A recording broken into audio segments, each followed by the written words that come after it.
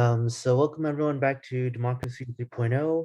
Our organization innovates collaborative democratic consensus building processes with the goal of eventually growing our numbers large enough that consensus of our group has real power in the real world. For today, we have an agenda item, and I'd also love to call for agenda items.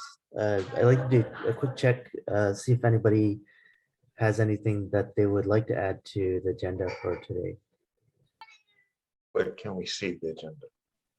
Oh, you can, so generally, if you'd like to add to the agenda, you can post it in the Discord server.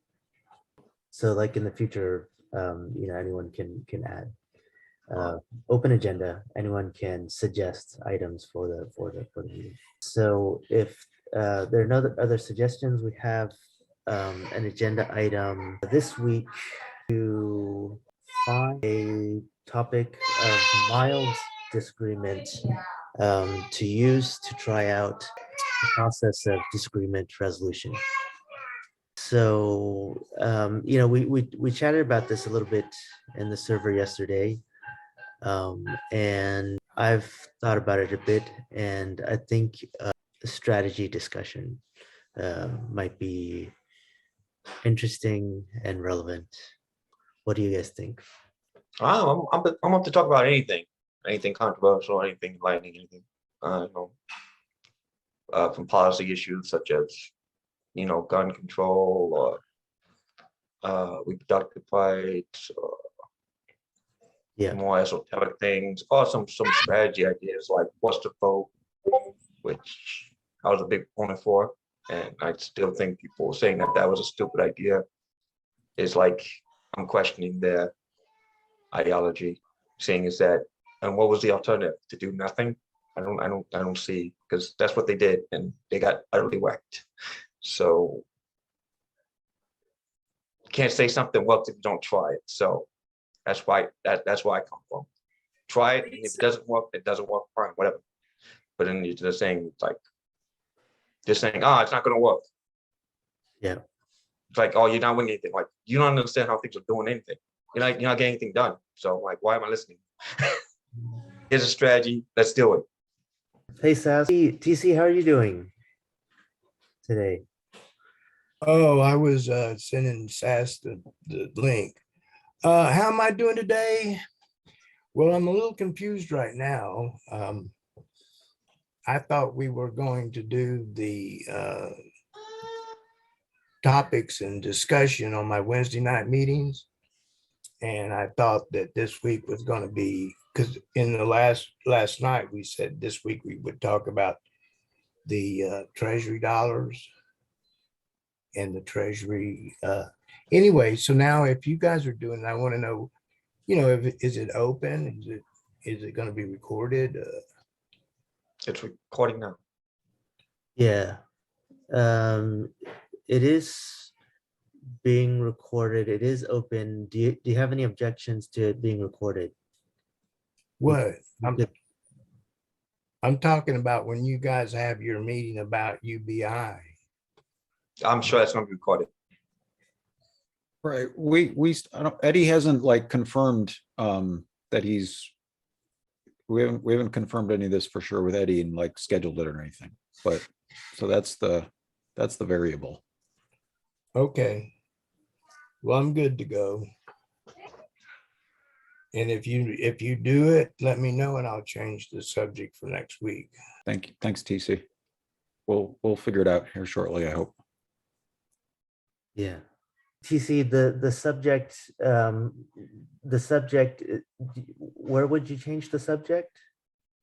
No, I wasn't going to change the subject. I thought that the subject for this Wednesday's Zoom meeting was going to be the digital treasury and the digital dollars, and Nissan has copies of that. And if we were going to do it, I was going to send those copies to everybody that I invite, and they could view those or not. And then Brian could give a brief overview, and then we could discuss it. Yeah. That was my intention. Yeah, we can do that. I'm, it wasn't on the agenda for this week. Unless there's agenda list somewhere that I'm not seeing. But yeah. So Well, I just decided that today. So But I haven't sent the email out yet. So I haven't, so I can still change it. okay. are we all talking about the same thing? So TC is talking about his agenda for next Wednesday's deliberative democracy meeting and whether we do talk about treasury dollar bills. And we're trying to find out if Eddie wants to schedule a meeting to talk about UBI treasury stuff, in which case it'll be a better fit. And TC's meeting is more of a informational welcome. Right. Like get people into the shallow end of the pool before pushing them into the deep economics of how treasury dollar bills and central bank currencies work. Yeah. We can do that. All good. Okay, so I think we're on the same page for today to try out the disagreement resolution process. Brian, any thoughts? Anything you think we might have about the disagreement on? So we got stuff we disagree on. Yeah, There's 50 policies in the legislative package. You guys want to pick one of them to disagree on, I'll be happy to defend whatever's in there. But other than that, I don't know. Whatever you guys want to do is fine. okay, cool. Assess any ideas of what particularly you have a disagreement on? Which will probably be, probably wants to talk about RCB because he likes to talk about RCB death. Yeah, I mean, the claim that ranked choice instant runoff voting is a positive move in the United States right now, like very specifically that. Like I don't agree with that claim. Yeah. Is it any other disagreement things you have? Yeah. Sass, I did a little research on that, and it's looking dead to me. So, we may have that may be resolved already. Yeah, we may have beaten that horse to death. I don't want to keep kicking it. Okay.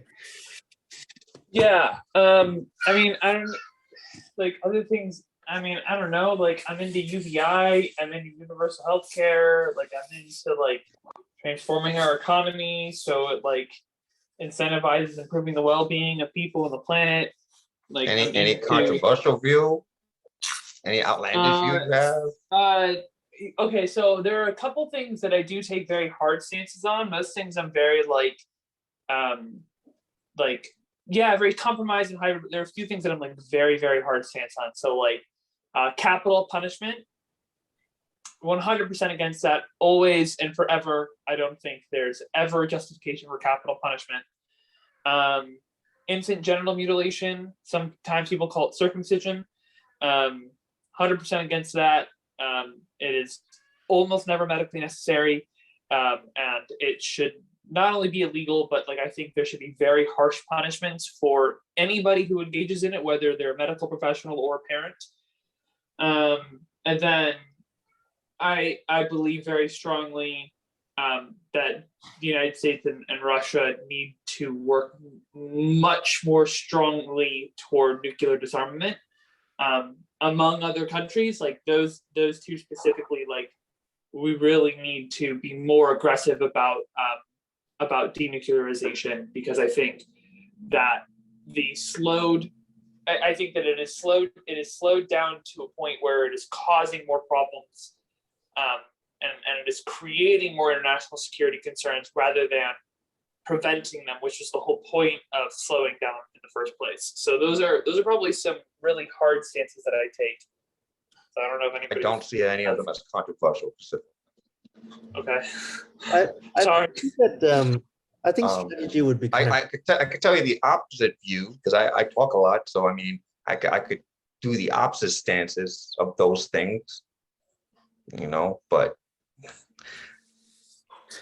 So, I'm pretty much with SAS on that. So yeah. So one of the things that I wanted for tonight is to have sort of some degree of relevance, and you know, my for platform discussions, my thoughts on it are that they're like, I think strategy is actually more relevant than platform right now a little bit, because the platform, there's sort of gonna, I think that's sort of a continual process. Like if we get like a perfect platform, and we have Brian Winter's platform, the American Union platform, which I think there's relatively a high level of consensus on. You know, I think it's more or less good enough for now. But I think, to me, like I think a relevant discussion would be strategy, like what shall we, you know, we actually do as an organization. I agree. okay, all right. So what difference in strategy do you thinking? Yeah, so I want to go ahead and propose a process for this, you know, the disagreement resolution process. So I'm going to share screen now. It was in the Discord server, so some of you may have seen this. This is my proposed process. So the first step, you know, is, you know, from abstract value to specific policy plan, identify the highest level at which agreement exists. So the theory here is that, you know, the basic universal human values are fairly universal. You know, at the bottom level, everybody more or less wants the same thing, and disagreements tend to come in, you know, when you move from you know, the basic values at one end, and like, you know, very specific, like what you know, what we're going to do, what the specific policy is going to be, things like that, at the top. And the thing is, you know, you know, I think that those disagreements arise from differing ideas about what would happen as a result of that, of those, you know, those policies, or those decisions. So step one is identify the highest level at which, you know, we're in agreement. Step two is identify on both sides the assumptions and premises behind the position. You know, again, you know, if we view this as sort of a scientific process of reality testing, you know, I'd argue that I think a disagreement occurs because of different, you know, different sets of ideas, but at the bottom of that, at the core of it, there are going to be assumptions and premises.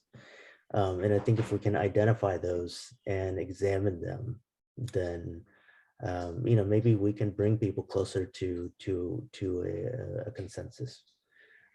So number three, I think, is really important. I think that it is a very big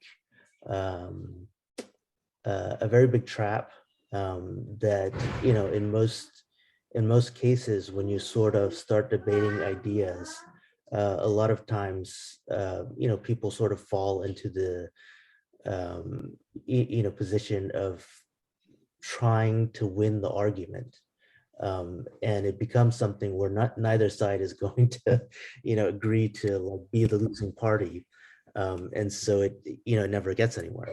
So I think that in order to have a effective and constructive conversation that leads anywhere, I think that it's important that both sides can identify, you know, how those assumptions and premises, you know, might not hold.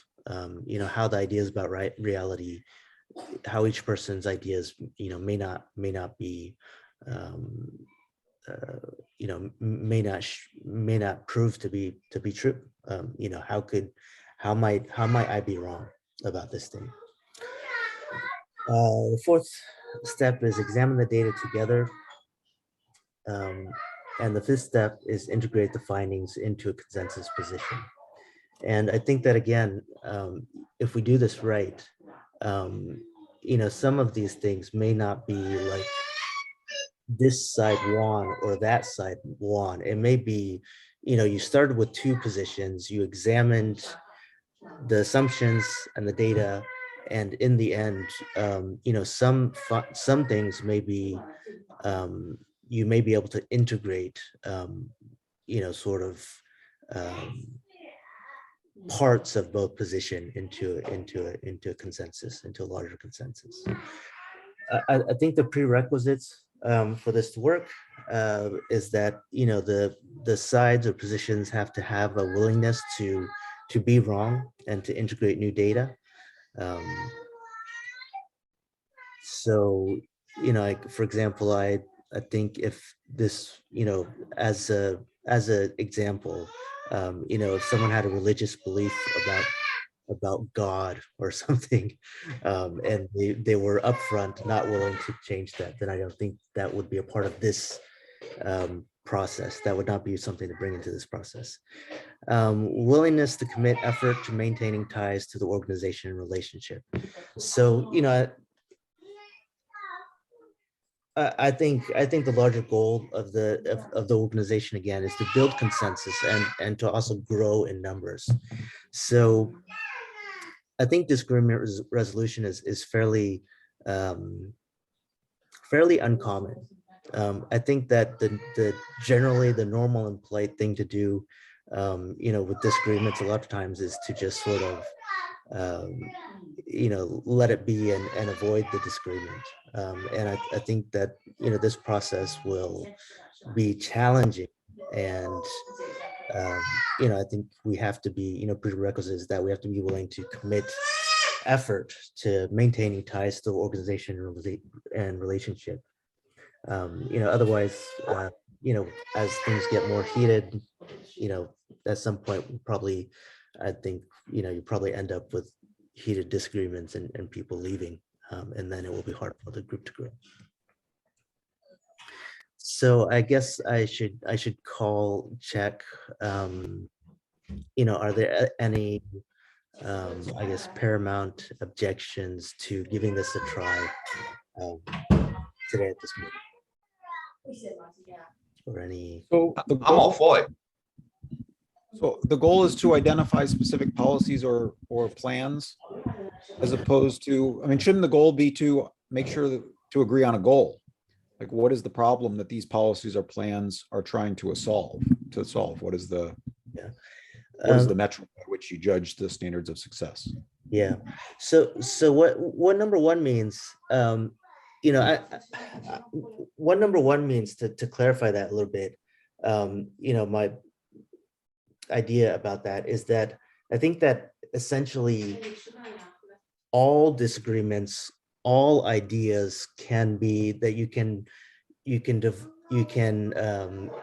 place them on a spectrum. And I think that the universal value, the core values, most things that you do it in order to do something else. So you go to a job so that you can make money, so that you can buy food, so that you can survive. And the top three things that I just listed, those are all, sort of specific things that you do in order for something else. And the very bottom in order for is like to survive. And, some people may have something beneath that. Maybe there's a reason to survive, but, I guess like basically at some point there's a value that you don't survive, or maybe, you don't exist in the world for the purpose of something else necessarily, or maybe you do. I mean, maybe your core value is like, freedom, or, increasing the happiness of the world. So you're not going to ask, why should we want everybody to be happy, or why should we want everybody to be better off? Like, what is the reason to do that? It's the basic value. I think that people agree on that. I don't think that there will be people who say, no, I want the world to be worse off. I want everybody to be more unhappy. things like that. So you have agreement at the bottom, but people disagree on policies. And at the very top is specific things like what to do this week for an organization or something. Sorry, that was a little bit long, but the larger goal here is to create a disagreement resolution process. From the bottom. I don't know. Does that answer your question, Brian? Good. So now all that's left is us to find something to disagree about. How about you, Eddie? Do you have any controversial or outlandish or other type of belief or views or strategy or something? So, Babi, you're the mom of it. So actually, I thought that it would be a good time to open up a strategy document and sort of outline. So if I figured that. So I figured that I have some ideas. Nissan, you might have some ideas. Brian might have some ideas. I don't know if DC or SAS have ideas about strategy. They may well, and certainly welcome to share. And if we are, if we can fulfill the first two requirements, which is willingness to be wrong and integrating your data and willingness to try to stay together, we could talk about that. So I did a little thinking, preparation this morning. I think that we're in agreement that the current government is not functioning optimally. So if anybody is not in agreement on that, and improvement is desirable, if anybody's not in agreement on that, you can speak now. And if not, then position one is essentially my position. Well, point of agreement one, I would go a little further and say not function optimally. I'll say not function, period. Because I mean, we have like the data's in. We function as an oligarchy. Yeah. I mean, literally, like the values of the people and the policies are pretty much zero. It's pretty much non-existent. Yeah. So yeah. I wouldn't say not functioning optimally, not functioning, period. Yeah. I mean, I think all of us are, I think we're all pretty similar here. And then, the verbiage might be a little higher or lower. So that's why, since we're looking at points of agreement, where we all definitely agree, optimally is sort of the light, the weak position that I think everybody. That's very weak. Yeah. If nobody objects, we can say optimally is not functioning well. Right. That's still light to me. Yeah. I'm not I'm not terribly interested in getting this super precise, this statement. I'm more interested a little bit in going, look, we all agree it's not working. What do we do about it? Oh, yeah. One thing is we have to get rid of the undue influence in their system. Yeah. That should be number one. Nissan, I'm curious about if you have any thoughts about strategies for improving upon government that's not working.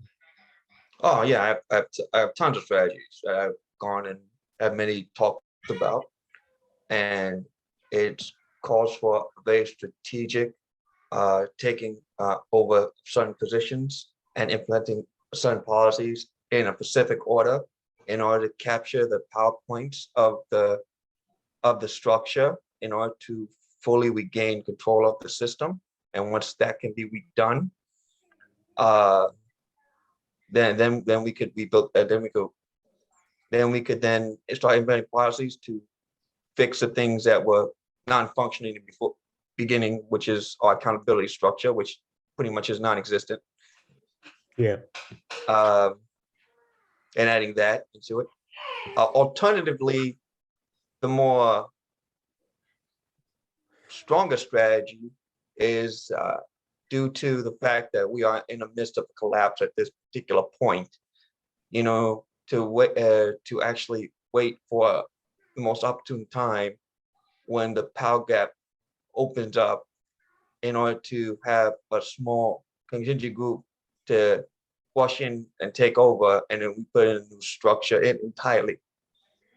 So there's two different plans of attack. That one is a more longer running one, which is the long game, and then you have the short game, which is what Joseph Stalin pretty much did, which was effective in that case, but just didn't have any policy stuff to back it up at the end, which corrupted the system. So sorry, that who did? Joseph Stalin. But when he saw the fall of the Soviet Union, was it fall of the Soviet Union? Or it was a fall of the Tsar.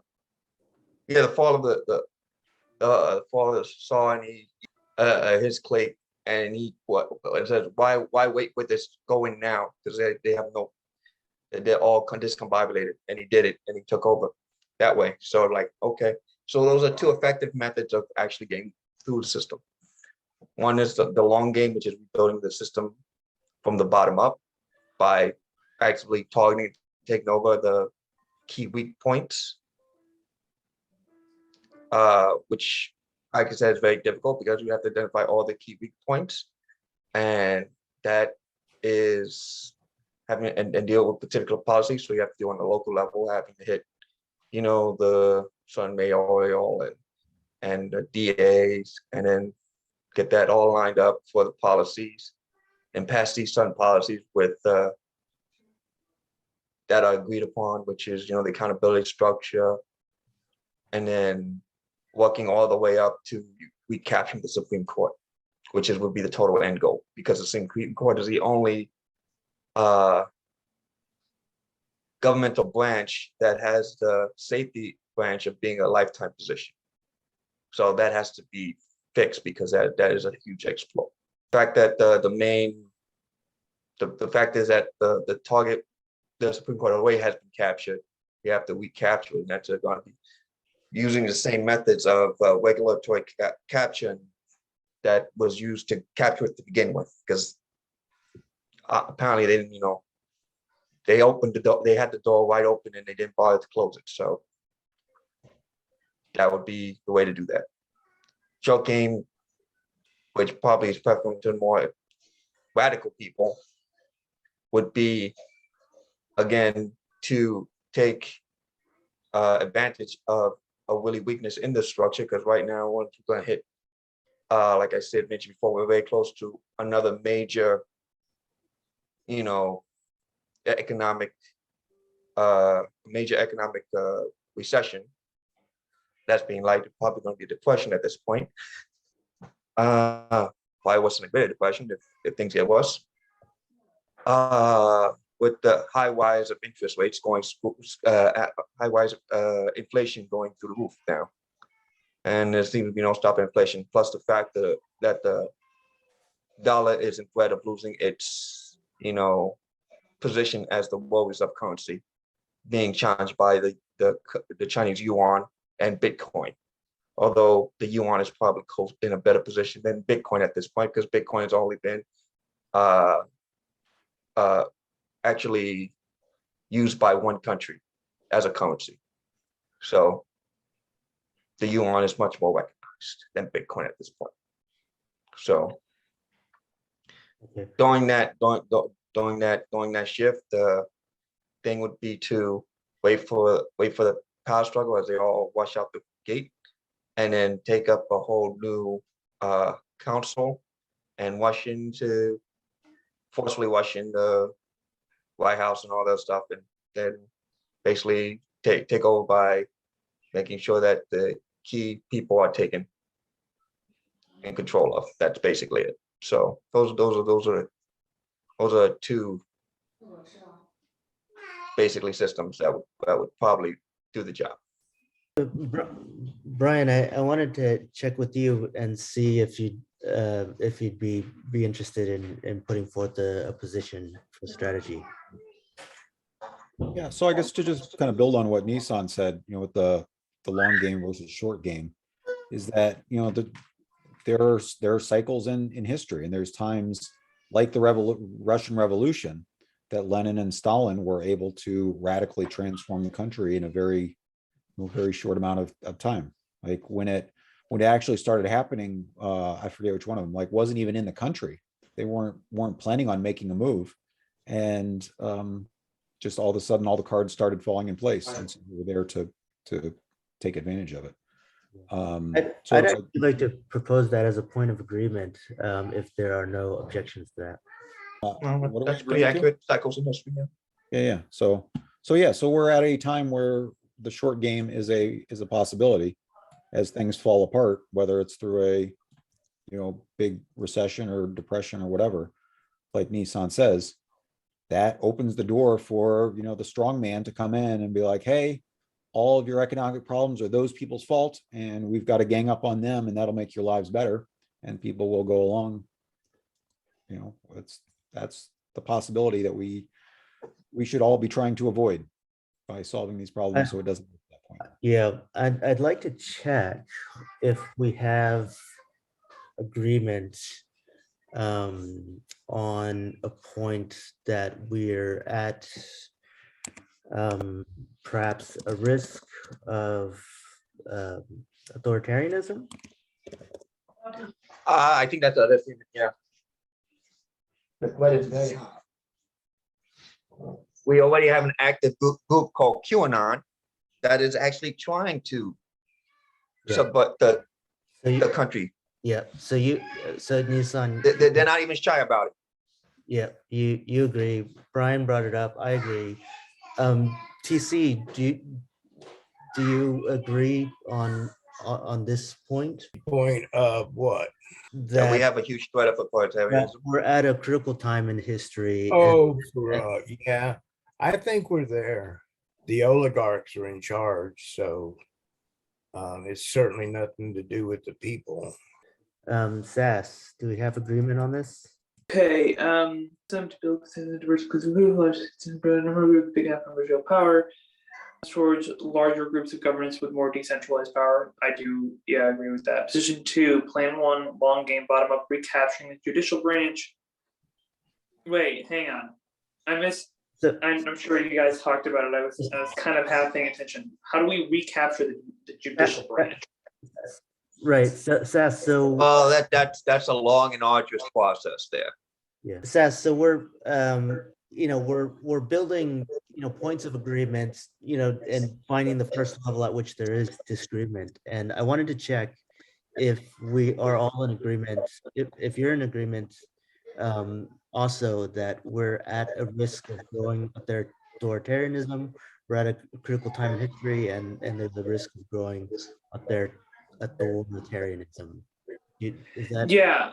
Yeah. Those 5 points of agreement at the top, I do agree with those. I think it is important that we put like the context of like in the United States. There are a lot of countries in this world, and they're all at different spots. But I think in the United States, those points are true. I really do. We really are in a critical time for sure. Yeah, and could go in a couple different directions. Some of them not so great, including authoritarianism. Awesome. Yeah. So so Brian, you were actually talking, and I just wanted to add that to our points of agreement. But I wanted to check that we could do that. Yeah, I don't think I had anything else. We have a plan. Yeah. All right. I have many plans.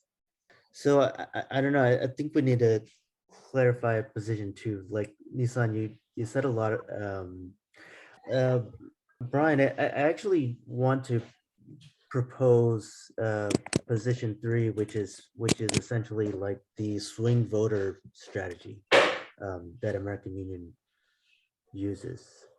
That's pretty much just that's pretty much part of the long, also part of the long game. Yeah. I don't think that's a separate thing. It's just a strategy that would play into the long game as a line of attack. Because that's essentially forced to vote version 2.0. Is essentially what that is. A force to vote, you mean swing, like sort of swing voter strategy? Well, I mean, because originally forced to vote was to prevent Nancy Pelosi. If you don't do what we say and get a floor vote or whatever we want, then you're not getting reelected. Which is the same thing, but on the president's level by the citizens, saying, hey, senators and president, if you don't do what we say now, you're not getting reelected. Okay. So it's essentially forced to vote on a larger scale, which is part of the long game. The vote here is the vote in the Senate. Is that? Yeah, it's forced to vote, yeah. But you have to force the actions of politicians in exchange, in advance of. But don't get that twisted. That's still part of the long game, because you need a strong base of support on the bottom to actually make that demand. Yeah, you need numbers for that. Proposal for a point of agreement. I think we probably all agree that we need numbers to get anything done. Any objections? Sorry, can you repeat that? I didn't hear you. We need numbers. We need large numbers of people. Well, no, if you're going with short game, you don't need that large of a number. Okay. Can we say for the long game, for the long game, yeah, you definitely need a large number. The long that term one for the short number. It needs to be a large number and a sustained attack. Yeah. Which is going to be difficult to sustain that. Yeah. So not only do you have to, get everybody on board, and you have to keep everybody on board for a very long amount of time. Okay. So what do you mean by, for the short game, we don't need numbers? Tell us more about that. Like I said, it's like the Lenin Stalin method. Their group wasn't that particularly large when they took over. They just captured the white place with the white people, and there you go. They said, we're in charge now, and that's when they started everything. And the only thing they had was a big rising movement there that said, okay, and then you'd be like, okay, you're the man in charge now. We're going to go with your strategy, because he said, I got the solution for you. Just like every strong man does. They said, I got the solution for you. Okay. And then they show up to people like, these are people causing your problems. Like, like I said, like, yeah, we got rid of these people. Now we're going to go and introduce the solutions. There you go. And it was that's largely effective. It's been done in human history for, I don't know how many thousands of years. That's how the big man, comes in, takes over, that's kind of, that kind of just repeats itself. I don't know. I don't know how to explain that in very much detail. It sounds like a short game that would not be something that would be practical for democracy 2.0 right now. Well, no, I mean, it worked to get democracy into other places. That's how we got democracy in freaking America with the revolution. I mean, like for our organization right now, like, is that for organization now? No, that won't work. I'm just saying, like, those are the two strategies that if you want to get something changed, those are the only two ways those are going to change. Yeah. Plan one, the long game, very hard, very difficult, and of course long. Short game. Yeah. Very short, but requires the opportune time. Yeah.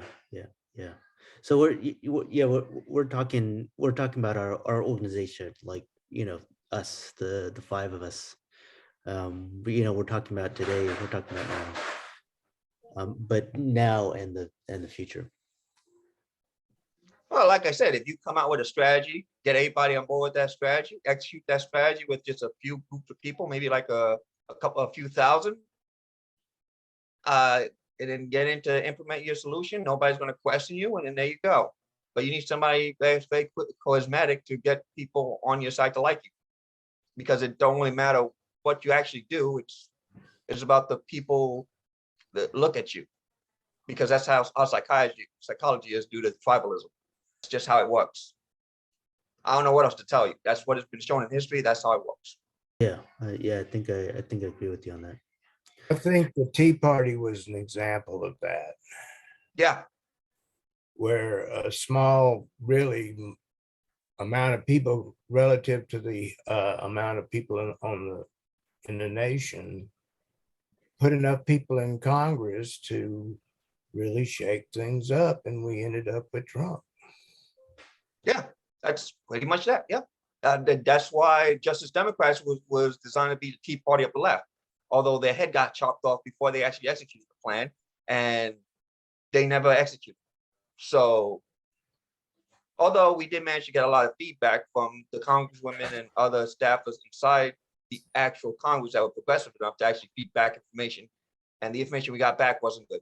The Congress was totally captured. There's no more honest actors in there at all. And they had a Pacific, they had a Pacific procedure, not procedure, like a mill kind of how to like break down people into like submitting into their way of thinking. So yeah, it's bad. So it's basically you literally sent people into a lion's den and gave them nothing but a stick. So I'm like, wow, I feel bad after that. is there a strategy that doesn't require large numbers, or require? That's the short game again. Well, relatively small number. What is the short game like? As a game plan. What is the? I mean, I literally just explained it to you. I didn't get it. Like Come up, yeah. You have to come up with taking over the narrative with an actual with a solution. Have it presented by a very charismatic figure that will build up support, then demonize the one side and shows that they're the problem, show that you're the solution with the charismatic figure. And then when the opportune time comes, you strike and take out the key positions of power in the places where they reside. And that's it. Once you capture those areas, then you put yourself in charge, and then there you go. Yeah. So, Nissan, is this a candidate for a strategy for our organization? I'm just saying that's a plan of how you get change. If it could do it in this organization, well, unless you find a very charismatic figure in our team, I don't think we have that. I think this is more something that the right has right now, and they already plan to do this. Yeah. The left don't have an answer to this. Yeah. Which I believe the left should have an answer to. Just like the Black Panthers realize that they don't have the opposition. Okay. So like it sounds like both you and TC are talking about something that happened, and I'm not sure if we're talking about it as something that happened or something that it's something that happens frequently. There's something that repeats itself. Happens. Is this something that we would consider doing, the five of us? I have things that work, so I'm like, I'm up for either plan 1 or plan 2, whichever works. Let me rephrase that. The end goal is a consensus, but we have positions here that maybe that we are going to sort of compete for this consensus. Are you pushing this plan? Like, are you pushing? Would you like? I'm telling you the 2 legitimate plans that would actually work. Although I'm the plan 1 is mostly the left idea of how to do things, which does work, but like I said, it takes a long ass time. And normally it needs a lot of money too. To do when we're in a stable time in history. Right now we're in an unstable time. So the short game would probably win out in this particular manner. The short game only works if there's an opportunity that arises, and that opportunity will arise very shortly. And the right and there are militia groups and stuff already prepared to do this. Yeah. I'm just telling you what's happening. And what's going to happen. Yeah, no, Because- I agree. I agree. I mean, for me, that's. I would say it'd be stupid for the left not to come up with a defense against the right short game, because they already have everything they need to do accomplish it. So the left would be stupid to ignore that. Do you have a proposal for how to counter that? Because that's what it sounds to me like. Well, that, one is to build up a militia, yeah. because right now they have all the guns, we don't. So if we get into that type of fight, we're going to lose real quickly. Well, yeah, I agree that I would say that we don't want to get into that type of fight if at all possible. Yeah, I mean, but right now, all other strategies to like slow down or prevent that has failed. I don't know how much longer we have, until that becomes inevitable, which probably is not going to be that long. So, best prep now. That's all I got to say about that. I mean, we already had a small test one. I say we shorten the long game and play the short game. And we work on building up a large mass of independent voters that are willing to put enough people in Congress to actually do something to disrupt the system. TC, I mean, basically the American Union Plan. Is that what you're talking about? Yeah, Parties don't work. I'm still saying, even if you do the American Union Plan, that's still the long game, I was just saying. because you're still playing on the system itself. You have to wait for the moments of power to take place, which is at the end of every election cycle, which every 2 years. So it would take 2, 4, 6, maybe about 2. It'll take like 3 or 4 cycles before you have enough power to actually get anything through. So that's still the long game, and you have to hold that base of support for that many cycles. So I disagree. Because once you establish a group of swing voters as the deciders, then everybody has to acknowledge that they have the power to be the deciders. And so that puts them in a position of leverage. And the advantage of this model is that it enables, like, it avoids the authoritarian strong person and instead creates the opportunity for a people's Congress to come together around solutions and solve problems in a way that otherwise they don't have to look to an authoritarian. They can come up But the thing is, I'm not disagreeing with you that it won't cause leverage. I'm just saying, because it's still using the standard political procedures that we have installed already, that you're using the system, you're still using the system. So even though they have sway and they could push the buttons and the machinations, the machine takes a while for the output to actually come out, because the machine has to go through its paces. right. So- Yeah, you can only use it once every 2 years. Yeah, you can only use it once every 2 years, and plus, you need a certain amount of power to get it all the way through for the things to actually percolate. So again, it's still the long game, because even if you enact that attack, which I'm not denying would work, that would be a very effective attack if we could hold it. We will still have to hold it for a considerable amount of time before we actually get the output we're looking for, just because of the way the system operates in cycles. But that's why it overlays over the existing system, that third parties don't work. You're not going to be able to elect a third party candidate. Especially not in sufficient numbers. That's not the argument, though. Okay, so maybe I'm misunderstanding what The argument is that even if you do your strategy, which I admit will work, by the time we actually see the results of the action we took in, because we're using the actual structures in place, the structure itself is a slow process. that's why you turn the model around with writing the legislation. No, even if you turn the model around to give us power and leverage, it's still a slow process, because it still has to go through the same parliamentary procedures. Because you have to go through the parliamentary procedures and onto the president's desk. There's a procedure there. It just doesn't go from we want you to do this, and then it lands on the president's desk. That doesn't work that way. Well, but it does though. You can point to numerous occasions where Congress does work that way when they decide to do something and they get it done immediately. There's no restriction on them doing it. It's just a matter of generating the political pressure and will for them to actually do it. So we're But you don't have the actual political pressure in the very beginning with just a few amount of swing voters and a few senators, because you're talking about getting Correct. like just a few senators. You need a bunch of senators. Yeah. So we're actually at time, but you guys are welcome to continue this conversation unofficially after the meeting. But I do want to close the meeting out officially right now, on time.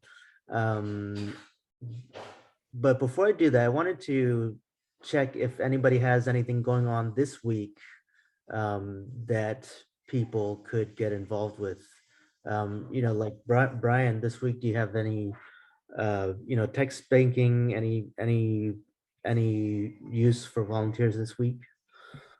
Yeah, so on Tuesday evening, we've got the next Campaign for Peace meeting, getting people together around the peace positions of the legislative package. And Wednesday is TC's meeting as well. Tuesday is Call for Peace. Okay.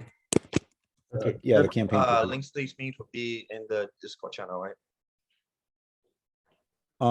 It's on the UPA's calendar. Okay. Okay. All right. If there are no other, action opportunities this week, I'll call this the end to our meeting officially. Thanks everyone for coming and watching. See you guys next week.